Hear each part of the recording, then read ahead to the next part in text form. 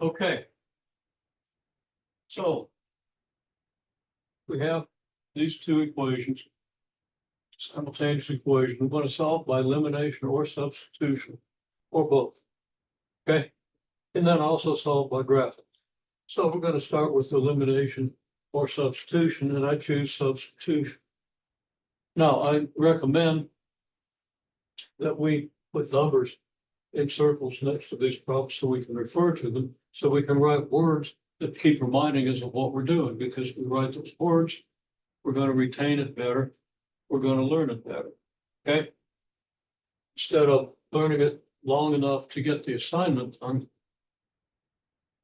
we get it into our memory much better if we document in writing what we're doing, okay? So the way I would recommend documenting it, if you've got a better way or a way that you prefer, okay. But if what you prefer is to just write down a couple of meaningless scratches, that's not a good choice. Okay, you write down articulate words. Okay, write it down clearly so you would understand it if you went back to look at it. So my words are solve equation 1 for x or y. Well, I circled the x, I choose x. Okay, cross out the or y. So now I take equation 1. And it wouldn't hurt if I wrote down. Okay, here it is again, here's equation 1. Now I add 9y to both sides, divide by 4, and I get this. Okay, I'm gonna up through the details of how I did that, except that when I divide the right-hand side by 4, I've got to divide this term by 4 and this term by 4, okay? Now I substitute that into equation 2. Okay, well, equation 2, we have 2x, here's x, so we have 2 times this expression, and then plus 3y equals 24. I use the distributive law, multiply the 2 by the 9/4 y, and add 2 times 9, and then add the 3y. And I was debating about just how much detail I want to go into with the 2 times 9/4 y. I'm just going to say that's 2 over 1 times 9/4 y. Now I could multiply that out, I'd get 18 over 4, but both the numerator and denominator can be divided by 2. One way or another, I get it.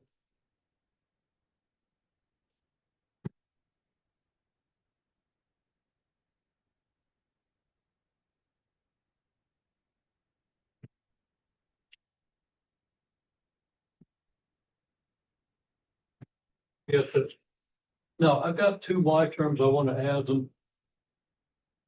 I don't recommend doing fractions. If you have a denominator, multiply everything by that denominator. So multiply 2, and I'm going to write it all out. 2 times 9/2 y plus 18 plus 3y equals 2 times 24. Now, 2 times 9/2 y just gives me 9y. 2 times 18 is 36. And 2 times 3y, 6y. And over here I get 48. Now I can add my y's.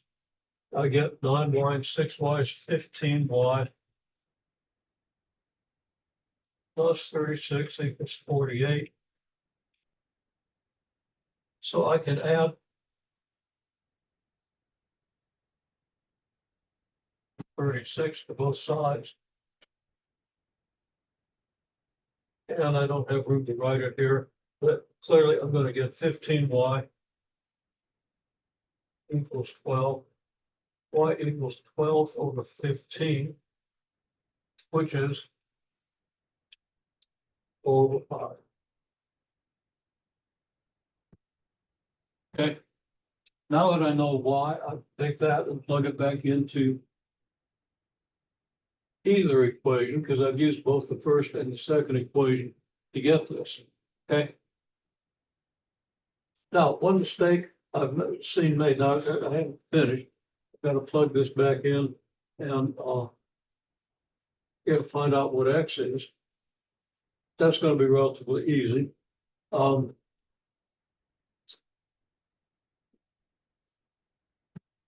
I was about to say something about something I saw people doing here.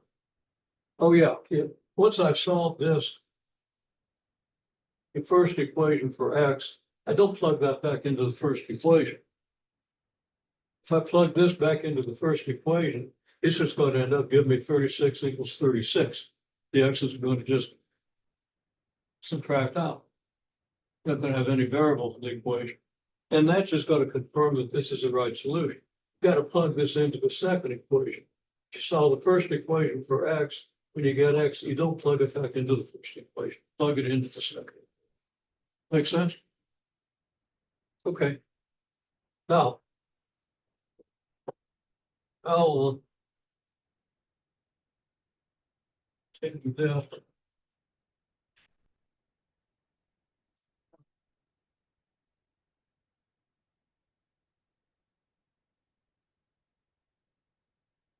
All right.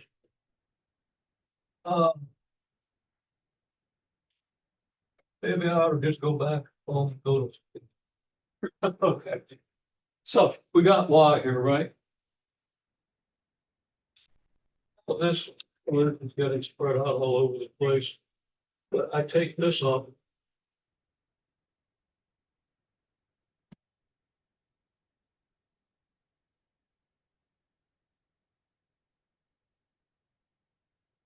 This into one or two. So you look at 4/5 and imagine substituting it into equation one or equation two, and nothing simplifies a fraction. It doesn't matter which one you use. So I'm going to choose one, use two. Okay, so equation one is 4x minus 9y equals 36. X equals y equals 4/5. So 4x minus 9 times 4/5 equals 36. Now you see we're going to have a fraction here again. We want to clear the fraction, but not until we first multiply the 9 by the 4/5. It's going to be times 4 is 36, get 36 over 5. And then we multiply by 5.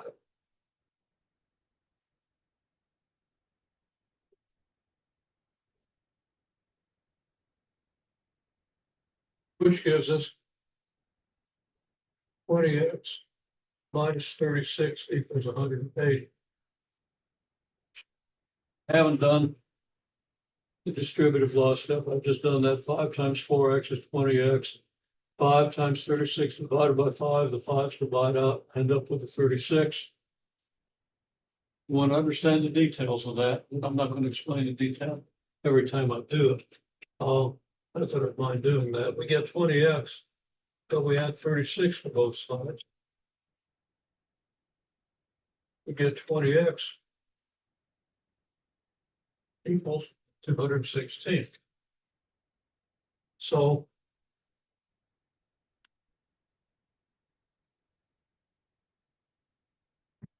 x is 216 over 20. But 216 is a multiple of 4, and so is 20. So if I divide 216 by 4, I get 54. And divide 20 by 4, I get 5. Now, some of you have gotten that solution. Okay. So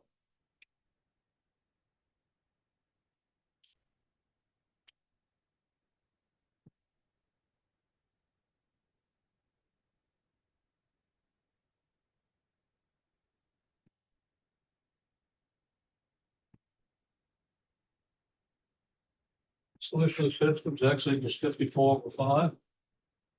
Y equals, where is it? I substituted it in there, 4/5.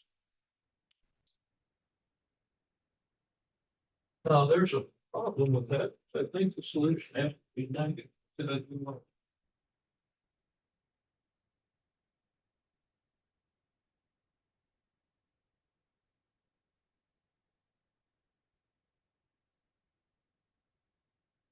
Okay.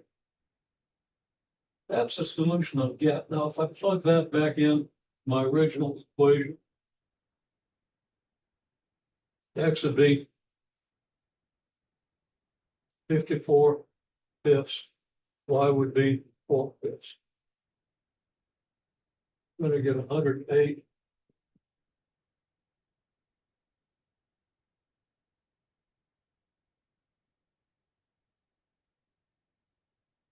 /25 and 120/5 is 24. Okay, now I'm not going to take the time to do because we've had the technical glitch here.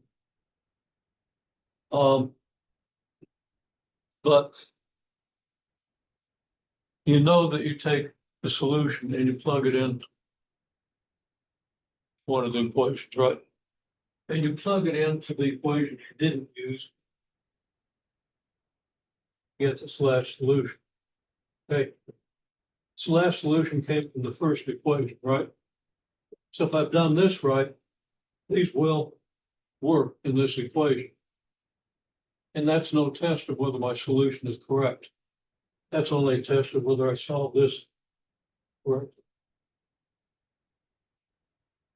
They need to plug those numbers into the other equation. If they fit, then I'm pretty sure I have the right solution. Now, something's a little bit haywire here.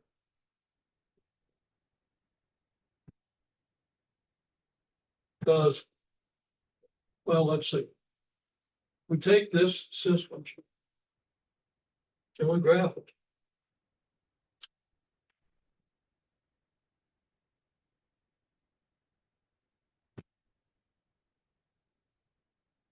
Now, we've gone over X and Y intercepts. So I'm not going to go over that today. Done that at least a couple of times. And we want to be sure you can do that. But if I let X equal 0, I get Y equals -4. So the first equation has a y-intercept 0, -4. It has an x-intercept if y is 0. Well, 4x equals 36, so x equals 9, so we have a point 90.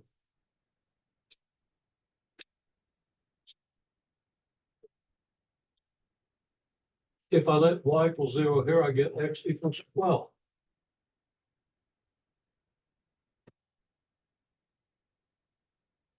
Gives me the point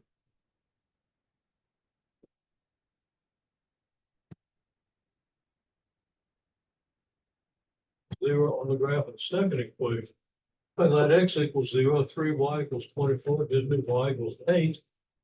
So let's see, if that's 4, then 8's got to be pushed high.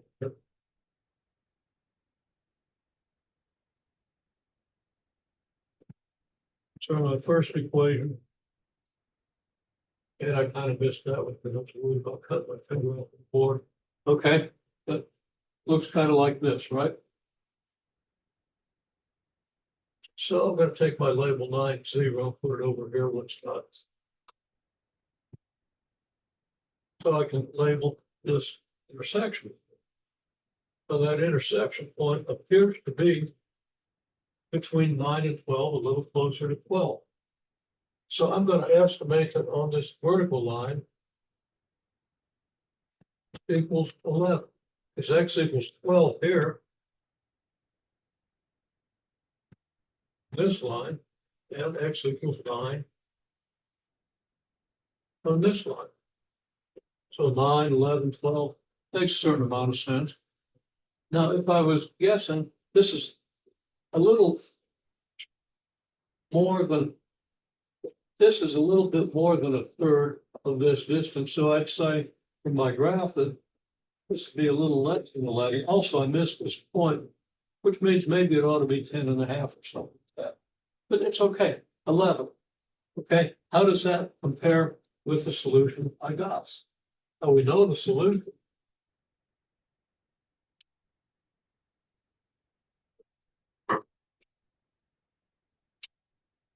Plus 2 is x equals 54/5. Y equals 4/5. Now, if I do an honest estimate of what the y coordinate of this point is.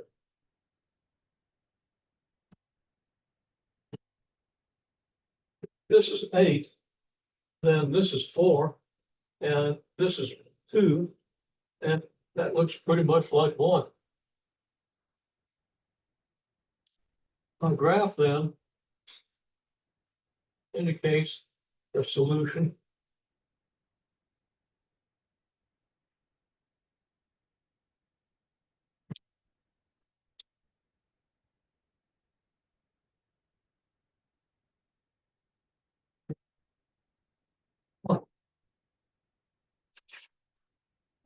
Okay.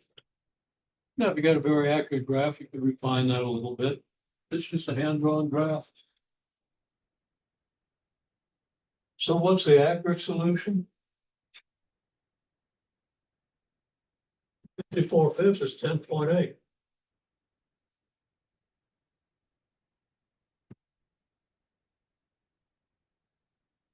Equals 4/5, which is 0.8.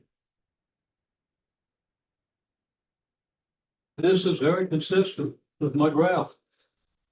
My graph says 11, this says 10.8. I wasn't off by much. My graph says 1. If I'd hit this point, if my line had just a little steeper slope, it would have pulled this point to the left and down just a little bit. So 10.8, 0.8 looks pretty good. Okay, you understand? So there's the process of substitution. Again, you pick one of the equations and solve one of the variables. Solve equation 1 for x. Now, I could have chosen to solve equation 2 for y or for x, and then plug that into equation 1, right? Solve one of the equations for one of the variables, plug that expression into the other equation. 3 fractions, because you're often going to have them.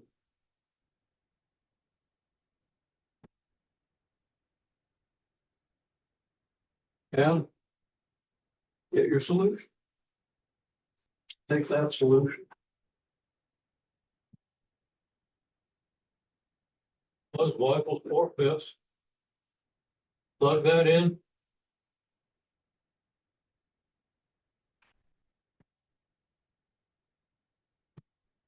To either one of the equations, your choice.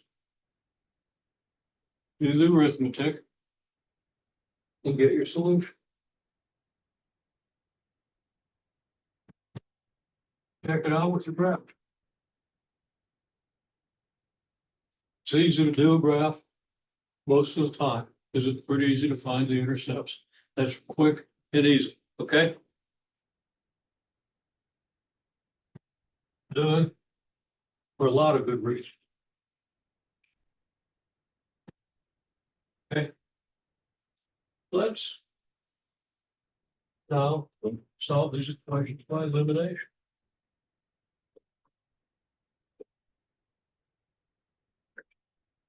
I have to do that fairly quickly because of all the delays. But it's pretty easy to do this. 4x minus 9y equals 36. 2x plus 3y equals 24. This is equation 1, this is equation 2. Now I'm going to write the equations again.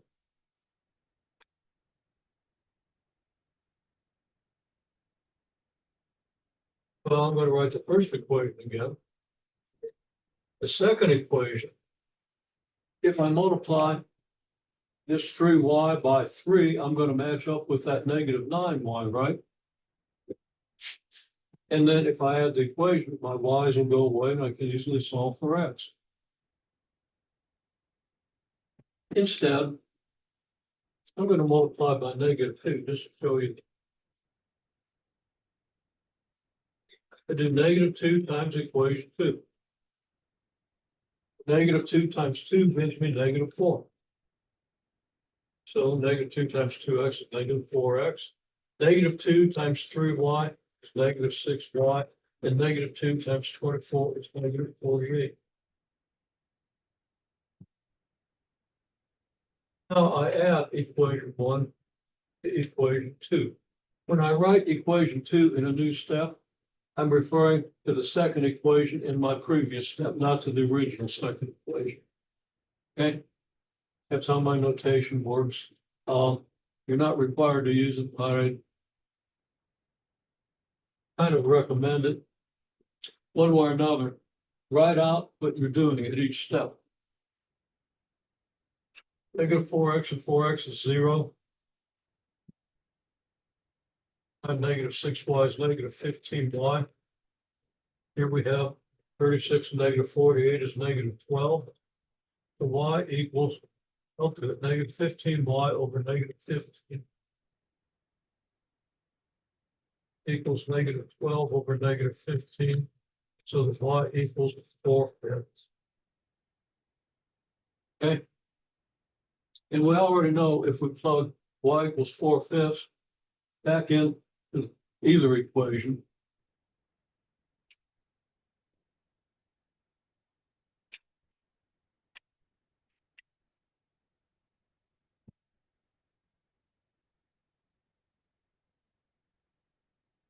and we get x equals 54/5, which agrees very well with our graph. Okay. Now the advantage to elimination, it's usually what we're going to use for linear equations. You're less likely to have to deal with nasty fractions, or you deal with fractions less than you do here. It's less work than substitution.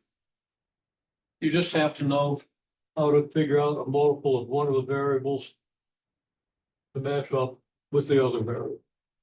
Sometimes you got to change both variables. Okay, but open math shows you how to do that.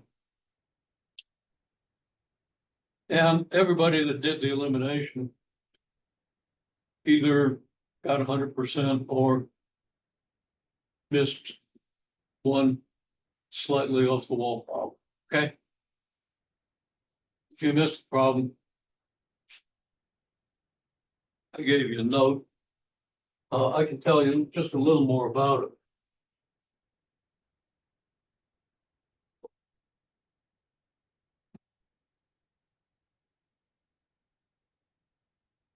I solved the first equation. Let's say I solved first equation for y. Okay. Get y equals. Let's make sure I'm on the screen. Yep. I'm going to get y equals 4